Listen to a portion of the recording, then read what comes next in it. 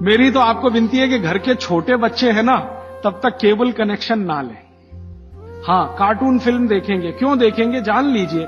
कफ के असर में जो बच्चा होता है, इसको समझाना चाहता हूं मैं, कफ के असर में जब बच्चा होता है तो उसकी कल्पनाशीलता सबसे ऊंची होगी। आपने एक कहानी सुनाई, बच्चे कहानी सुनते हैं ना बड़े मजे से, क्यों सुनते हैं? वो उनकी कल्पनाशीलता में मदद करती है कहानी। आपने कहा एक राजा था, अब इतना कहते ही उनका चालू हो गया दिमाग। बच्चे जब सवाल पूछ रहे हैं तो उनकी कल्पनाशीलता की पूर्ति के लिए पूछ रहे हैं, आप उनको कभी भी गलत जवाब तो दीजिए ही मत। अब मालिश हो गई, भोजन हुआ, फिर नहाने के लिए कहा है, तो मालिश पहले स्नान बाद में, हमेशा स्नान के बाद मालिश करने को मना किया है। स्नान बाद में, मालिश पहले। तो अच्छे से मालिश करिए। आप बोलेंगे जी कितनी देर मालिश करें, तो इसके लिए बहुत सुंदर बात उन्होंने कही है। बच्चों की मालिश करते समय जब उनकी बगल में पसीना आ जाए तो मालिश रोक दें। उन्होंने ये कहा कि कफ को कम करें, वही चीजें स्नान में उपयोग करें। तो कफ को कम करने वाली सबसे बेहतरीन चीज आपके घर में है चने का आटा। इसलिए बच्चों को साबुन गलती से भी ना लगाएं। उनको चने के आटे से नहलाएं, मुल्तानी मिट्टी से नहलाएं, चंदन पाउडर से नहलाएं, क्योंकि कफ को कम करने वाली ये सब चीजें हैं। तो बच्चों के डेली डाइट में ये चीजें रहनी चाहिए। गुड़ रहना चाहिए, तिल रहना चाहिए, मूंगफली रहनी चाहिए। ये सब चीजें जिनको आप महसूस करते हैं ना भारी हैं, ये कफ को संतुलित रखने में मदद करती हैं। तो भारी चीजें बच्चों को नियमित रूप से दीजिए। एक ही चीज का निषेध है, एक ही चीज का निषेध बताया भागवती जी ने, पतला आटा। अब पतला आटा उन्होंने कहा है, पतला आटा माने बारीक आटा। इसको मैं थोड़ा आज के हिसाब से कहूं, क्योंकि आज वो चीज है भागवत के जमाने में नहीं थी। मैदा, मैदा ही निषिद्ध है बच्चों को, बस मैदे की चीज नहीं। अब मैदे की चीज नहीं क्यों? क्योंकि ये कफ को बिगाड़ने वाली चीज है मैदा। बाकी चीजें कफ को संतुलित रखती हैं, मैदे की चीजें कफ को बिगाड़ेंगी। तो बच्चों को मैदे की मठरी मत दें। अब आप बोलेंगे जी मठरी मांगे तो आटे की बना के दें, मैदे की ना दें। अब मैदे का बना हुआ समोसा ना दें, तो समोसा मांगेंगे तो आटे का समोसा दें। मैदे की कचौरी ना दें, कचौरी मांगेंगे तो आटे की दें। मैदा छोड़कर बाकी चीजों के बारे में भागवत जी कहते हैं कि बच्चे आसानी से प्रभाव कफ में उसको भी पाचन कर सकते हैं। अब मालिश हो गई, भोजन हुआ, फिर नहाने के लिए कहा है, तो मालिश पहले स्नान बाद में, हमेशा स्नान के बाद मालिश करने को मना किया है। स्नान बाद में, मालिश पहले। तो अच्छे से मालिश करिए। आप बोलेंगे जी कितनी देर मालिश करें, तो इसके लिए बहुत सुंदर बात उन्होंने कही है। बच्चों की मालिश करते समय जब उनकी बगल में पसीना आ जाए तो मालिश रोक दें। घड़ी के हिसाब से नहीं बताया उन्होंने कि 10 घंटे करें कि 20 घंटे, 40 मिनट, या समय उन्होंने बताया नहीं, क्योंकि हर बच्चे के लिए वो अलग होगा। तो उन्होंने इतनी सुंदर ऑब्जर्वेशन दिया कि जब आप मालिश कर रहे हैं, बच्चे की बगल में पसीना आ गया तो मालिश बंद करें, बगल में पसीना आते ही। और वो ये कहते हैं कि कुछ बच्चे ऐसे हो सकते हैं जिनको बगल का पसीना जल्दी ना आए, तो हो सकता है उनके माथे पे पसीना आ जाए, तो मालिश रोक दें। ठीक है? तो मालिश के बाद स्नान। स्नान के लिए भागवत जी कहते हैं कि जो भी चीजें कफ को कम करती हैं वही चीजें स्नान में उपयोग करें। अब मैं आपको बताना चाहता हूं आधुनिक बात, भागवत जी ने तो नहीं कहा। उन्होंने ये कहा कि कफ को कम करें, वही चीजें स्नान में उपयोग करें। तो कफ को कम करने वाली सबसे बेहतरीन चीज आपके घर में है चने का आटा। दूसरी बेहतरीन चीज है ये जो हमारे देश में संभव है, पता नहीं आपको मिलेगा कि नहीं, चंदन की लकड़ी का पाउडर।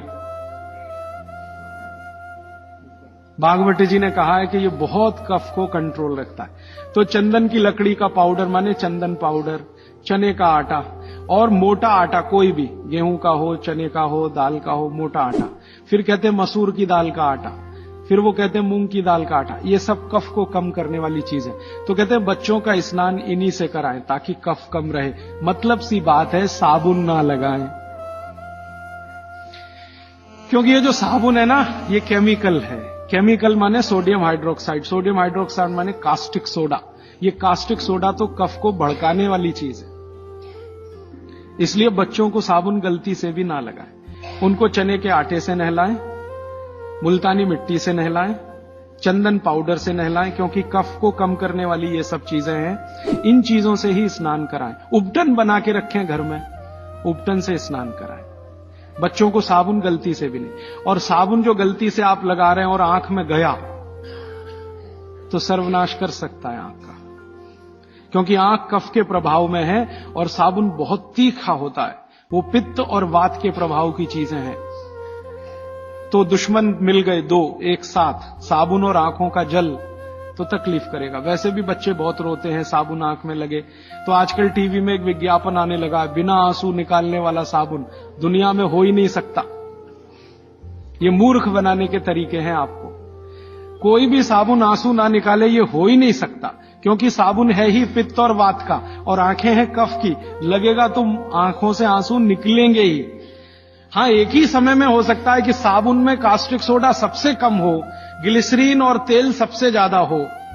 तो ग्लिसरीन और तेल अगर सबसे ज्यादा है तो उपटन में ही तेल मिला के नहला देना। साबुन क्यों खरीद के ला रहे हैं? 35 रुपए का आता है Johnson and Johnson baby soap, 350 रुपए किलो। 35 रुपए का 100 ग्राम, 350 रुपए किलो। काजू से महंगा है, काजू 200 रुपए किलो, साबुन 350 रुपए किलो। बादाम से महंगा है, बादाम 300 रुपए किलो, साबुन 350 रुपए किलो। और नहा के जाएगा कहां? पानी में ही जाएगा ना। 350 रुपए किलो की चीज पानी में बाहर है। उससे अच्छा काजू खिला दें उनको, बादाम खिला दें। तो नहाने के लिए उपटन जो बहुत सस्ता पड़ता है, और क्वालिटी उसकी कैसे चेक करें कि कफ को नाश करता है, कफ को शमित रखता है, कफ को शांत रखता है। इसलिए उपटन का स्नान बच्चों को जरूरी। आगे बढ़ें। बच्चों का स्नान होने के बाद उनके खान पान का मैंने बता दिया। ऐसी चीजें उनको नियमित खिलानी है जो कफ को कम करती है। मैंने 3-4 चीजों के नाम लिए। दूध है, दही है, मट्ठा है, हर मोटा अनाज माने बाजरी है, जवारी है, ये सब कफ को शांत रखने वाली चीजें हैं।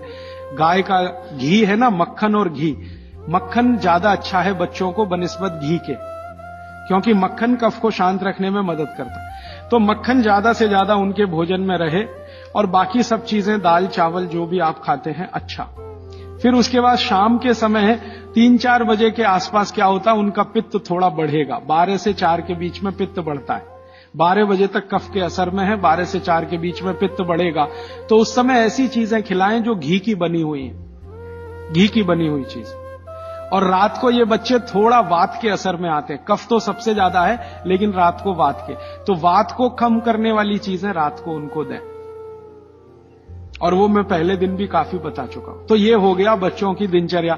7 बजे सोने के लिए का माहौल बनाने के लिए तैयारी करें। 7 बजे तक माहौल बने सोने का, तो 8 बजे सोएंगे। और माहौल बनाने में सबसे बड़ी मदद करेगा टीवी का स्विच ऑफ। मेरी तो आपको विनती है कि घर के छोटे बच्चे हैं ना, तब तक केबल कनेक्शन ना लें। छोटे बच्चे जब थोड़े समझदार हो गए हैं तो चलो चलेगा, क्योंकि समझदार होने से मतलब उनको मालूम होना चाहिए कि कहां स्विच ऑफ करना है। तो उस समय थोड़ा चल जाएगा। लेकिन बच्चे जब तक छोटे हैं, साल भर के, 1.5 साल के, 2 साल के, 2.5 साल के, तब तक तो केबल कनेक्शन ऑफ रखें, या केबल कनेक्शन है तो टीवी ऑफ रखें, चले नहीं उनके सामने। नहीं तो वो चालू हो जाएंगे, पोगो देखेंगे, पोगो। हाँ, कार्टून फिल्म देखेंगे। क्यों देखेंगे? जान लीजिए। कफ के असर में जो बच्चा होता है, इसको समझाना चाहता हूं मैं। कफ के असर में जब बच्चा होता है तो उसकी कल्पनाशीलता सबसे ऊंची होगी। मैंने थोड़ी देर पहले कहा ना, ये कफ है जो सम में रहे तो व्यक्ति को बहुत कल्पनाशील बनाएगा। इतना कल्पनाशील और वैज्ञानिक बनाएगा, सोच नहीं सकते। बिगड़ेगा तो सबसे बड़ा अपराधी भी बनाएगा उसको। तो बच्चों की कल्पनाशीलता बहुत होती है, क्योंकि वो कफ के असर में है। इसलिए हर ऐसी चीज जो उन्हें सोचने में मदद करती है उनको अच्छी लगती है। आपने एक कहानी सुनाई, बच्चे कहानी सुनते हैं ना बड़े मजे से। क्यों सुनते हैं? वो उनकी कल्पनाशीलता में मदद करती है कहानी। आपने कहा एक राजा था, अब इतना कहते ही उनका चालू हो गया दिमाग। आप आगे का वाक्य बोलेंगे, उसके पहले वो कल्पना कर लेंगे राजा कैसा है, सिंहासन पर बैठा है कि जमीन पे बैठा है, बगल में रानी है कि नहीं है, सामने वजीर है कि नहीं है, मंत्री है कि। ये तो आपके बोलने से पहले उनके दिमाग में घूम गई पूरी फिल्म। एक राजा था, फिर कहेंगे आगे बताओ, तो आप कहेंगे एक रानी थी। अब रानी के बारे में सब बातें उनके दिमाग में आ गई। फिर आप कहेंगे क्या हुआ, तो दोनों मर गए, खत्म कहानी। अब आप कहेंगे तो उनको बिल्कुल अच्छा नहीं लगेगा। हम लोग बच्चों को टालने के लिए कहते हैं, एक राजा था एक रानी थी, दोनों मर गए, खत्म कहानी। उनको बिल्कुल अच्छा नहीं लगेगा, क्योंकि जिस समय कल्पना उनकी चलना शुरू हुई, आपने कहानी खत्म कर दी। अब आप टालना चाहते हैं उनको, और वो कल्पना करना चाहते हैं उस समय। तो आप कहानी को जितना लंबा खींचें उतना अच्छा। मेरा कहना यह है आपको, कहानी को लंबा खींचते जाएं, भले एकता कपूर के सीरियल की तरह से खींचें उसको। इतनी इलास्टिसिटी है एकता कपूर के सीरियल में कि सालों साल हो गए, खत्म ही नहीं होते। सास भी मर गई, बहू भी मर गई, एक जनरेशन चली गई, दूसरी आ गई, सीरियल खत्म। ये बच्चों को चाहिए, आप उनकी कल्पनाशीलता को बढ़ाने में मदद करें। माने कहानी जो वो सुन रहे हैं उसको छोटी ना करें, सुनते सुनते सो जाएं तो बहुत अच्छा। और मेरी आपको विनती है कि चुन चुनकर कहानियां सुनाएं उनको। अब आज के जमाने में कैसे बच्चे आपको चाहिए, जैसे चाहिए वैसी कहानी सुनाइए। भगवान महावीर जैसे बच्चे चाहिए तो सुनाइए उनकी कहानी, रोज सुनाइए, सुनेंगे, बड़े प्रेम से सुनेंगे, लेकिन कल्पनाशीलता के साथ। आप अगर उनको चाहते हैं कि राणा प्रताप जैसे हों तो सुनाइए उनकी कहानी, लक्ष्मीबाई जैसे हों तो सुनाइए उनकी कहानी, क्योंकि बच्चों की कल्पनाशीलता आपसे ज्यादा बड़ी है, ये जान लीजिए। ये अलग बात है कि उनके पास शब्दों का भंडार कम है, शब्दकोश कम है, लेकिन सोचने में वो आपसे आगे हैं। तो शब्द आप दे दीजिए, कल्पनाशीलता उनके पास है, बैठकर वो अपना चित्र बना ही लेंगे। और जिन बच्चों को जितनी लंबी कहानियां आप सुनाएंगे वो उतने ही क्रिएटिव होने वाले हैं, उतने ही क्रिएटिव होंगे। अच्छा वैज्ञानिक बनाना है बच्चों को तो कल्पनाशीलता ऊंची चाहिए। तो अच्छे वैज्ञानिक बनाना है अगर किसी भी बच्चे को, तो कल्पनाशीलता ऊंची, तो कहानी उतनी लंबी। अच्छा मैथमेटिशियन बनाना है, कल्पना शक्ति अच्छी चाहिए, तो कहानी लंबी। माने लंबी कहानियां सुनाने की आप अपनी आदत डालें तो बच्चों में आएगी। वो कहानी सुनने में इतने मगन होते हैं, फिर उनको टीवी की जरूरत नहीं है, ना पोगो की जरूरत है, ना कार्टून नेटवर्क की कुछ जरूरत नहीं है। आप अगर सुना रहे हैं उनको कहानी जिसमें उनकी कल्पनाशीलता रम रही है तो वो बहुत जरूरी है। और फिर मेरी एक छोटी सी आखिरी बात, क्योंकि दूसरी बात के लिए समय कम पड़ रहा है, कि जब बच्चे आपसे कोई सवाल करें तो जान लीजिए वो अपनी कल्पनाशीलता को बढ़ाना चाहते हैं, तब सवाल कर रहे हैं। तो उनके सवाल का जवाब ईमानदारी से दें। जैसे उन्होंने सवाल पूछा कि ये टमाटर का रंग लाल क्यों है, मान लीजिए सवाल पूछा टमाटर का रंग लाल क्यों। अब आपको मालूम नहीं है कि टमाटर का रंग सच में लाल क्यों है, तो आप उनको कुछ उल्टा सीधा मत कहें, भगवान ने कर दिया है, ऐसा हो गया है, वैसा हो गया है। आप उनको ईमानदारी से कहें, देख भाई, बेटा या बेटी, मुझे अभी मालूम नहीं है कि टमाटर का रंग लाल क्यों होता है, मैं कल पता करके बता दूंगा या परसों पता करके बता दूंगा। बच्चे जब सवाल पूछ रहे हैं तो उनकी कल्पनाशीलता की पूर्ति के लिए पूछ रहे हैं, आप उनको कभी भी गलत जवाब तो दीजिए ही मत। वो कह रहे हैं जी ये चंद्रमा क्यों चमक रहा है सफेद सफेद, और तारे क्यों चमक रहे हैं, और सूरज लाल क्यों दिख रहा है या पीला क्यों दिख रहा है, या ये पत्ते हरे क्यों हैं, ये पीले हो जाते हैं तो ये हरे से पीले कैसे हो गए। ऐसे सवाल वो पूछेंगे, उनके उत्तर पूरी ईमानदारी से दीजिए। तो इसका माने आपको पढ़ना ही पड़ेगा, बिना पढ़े आप उत्तर दे नहीं सकते। और जो आपने कोशिश की उल्टा सीधा, तो थोड़े दिन में जब उनको सच्चाई पता चलेगी तो आपका आदर वो बिल्कुल नहीं करेंगे। उनके गुरुजी ने बता दिया कि ये पत्ता हरा इसलिए था और टमाटर लाल इसलिए हो गया और चंद्रमा इसलिए चमकता है, सूरज इसलिए पीला दिखाई देता है। जैसे ही उनको पता चलेगा तो आपकी इज्जत तो 2 कौड़ी की हो गई उनके सामने। वो आपको कहेंगे जी आपने गलत बताया, मेरी टीचर ऐसा बोलती है। तो आपसे हटकर वो टीचर की तरफ चला गया, और टीचर की तरफ गया तो समझ लो बच्चा आपके हाथ से ही गया। जैसे जैसे उसका आकर्षण टीचर के प्रति बढ़ता जाएगा वो आपके कंट्रोल के बिल्कुल, फिर टीचर जो कहेगी उसको पत्थर की लकीर मानेगा, आप जो कहोगे उस पर कभी भी भरोसा नहीं करेगा। इसलिए मैंने थोड़ी देर पहले कहा बच्चों को बड़ा करना दुनिया का सबसे मुश्किल काम। तो आप बच्चों के साथ व्यवहार वैसा ही करें जैसा प्रकृति ने उनको स्वभाव दिया है। कफ का स्वभाव माने कल्पनाशीलता वाला स्वभाव, कफ का स्वभाव माने इमेजिनेशन, लिमिटलेस इमेजिनेशन। वो सीमा के पार जाके बात करते हैं। आप देखते हैं ना दुनिया के सारे बच्चे परेशान है हैरी पॉटर पढ़ने के लिए, है ना? और आप और मैं सवाल करते हैं जी हैरी पॉटर में रखा क्या है? कुछ नहीं है, उसमें तिलिस्म है, जादुई तिलिस्म है, वो सच्चा नहीं है, लेकिन उनकी कल्पनाशीलता में उनको बहुत आनंद दे रहा है, इसलिए करोड़ों किताबें बिक रही हैं हैरी पॉटर।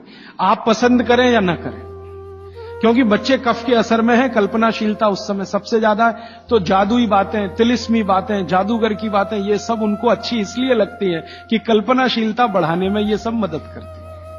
ये जासूसी उपन्यास जितने हैं ना, बच्चे बहुत प्रेम से पढ़ते हैं, चाहे वो अमेरिका में हो या हिंदुस्तान में। बस अंतर है, अमेरिका में अंग्रेजी में पढ़ेंगे, हिंदुस्तान में हिंदी में जरूर पढ़ेंगे।